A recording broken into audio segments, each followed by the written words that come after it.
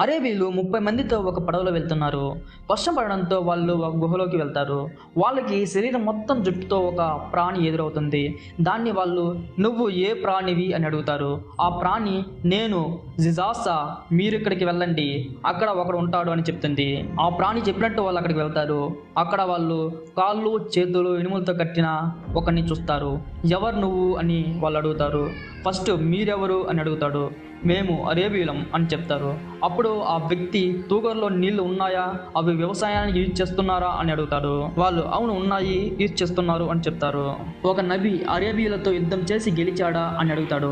దానికి వాళ్ళు "అవును" అంటారు. "ఇప్పుడు నా గురించి చెప్తాను, నేనే దజ్జాల్, అతి త్వరలో నాకు అనుమతి రావచ్చు" అని అంటాడు. మరి ఇతనెవరో కాదు, సనాతన ధర్మంలో చెప్పబడిన కలి అనే రాక్షసుడు, బైబిల్లో చెప్పబడిన లూసిఫర్ అనే సతాన్. అలాగా ఖురాన్లో వాడి పేరు దజ్జాల్. పేరు వేరే కావచ్చు, చేసే పని ఒక్కటే.